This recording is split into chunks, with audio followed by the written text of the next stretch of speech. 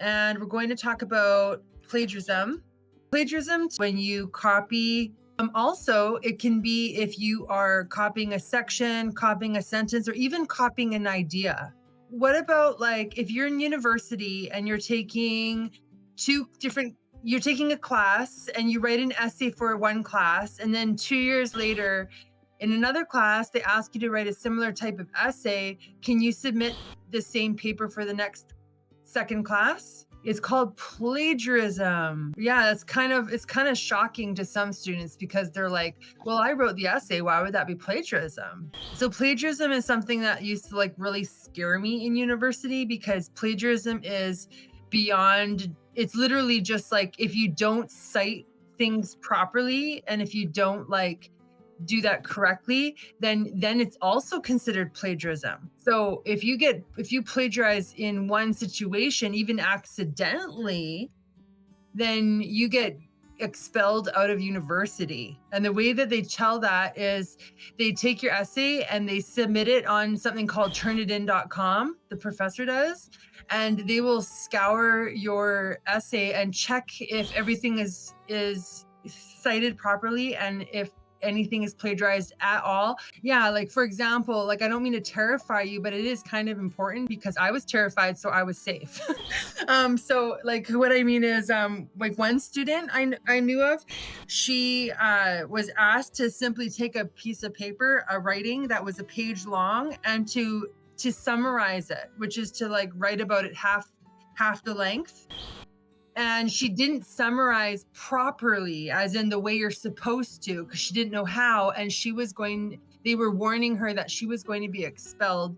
I had one student like 3 years ago, and in the class, I asked them all to do a Harry Potter presentation on a slideshow.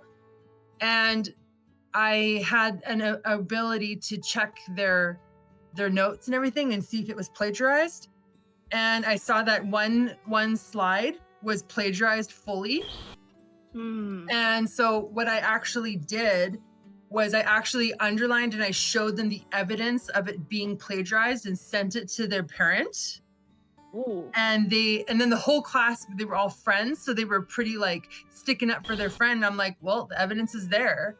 And then it was like a year and a half later that student learned to like never plagiarize ever again. So like they're pretty much safe for all of university because like I scared them. Yeah. So in other words, what we're gonna do is we're gonna look up plagiarism right now and looking at citing sources to avoid plagiarism. And the wonderful thing too is that it's such a serious thing that every university has an entire website. Like UBC has its own website for plagiarism. So I used to go to the website to check if there is anything I could potentially accidentally be plagiarizing. So it was like, that's how scared about it I was every time I wrote an essay, but I was safe because of it.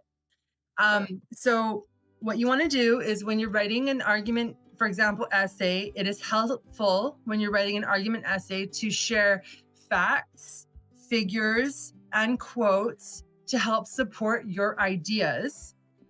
And with the ease of the internet, however, writers sometimes forget to give credit to the person or article or website. So make sure that when you are preparing for writing an essay, especially when it comes to a research essay, that you have like a notebook or a document where you are writing down any thoughts or ideas you get, and then you just share your cited source for it in the notes.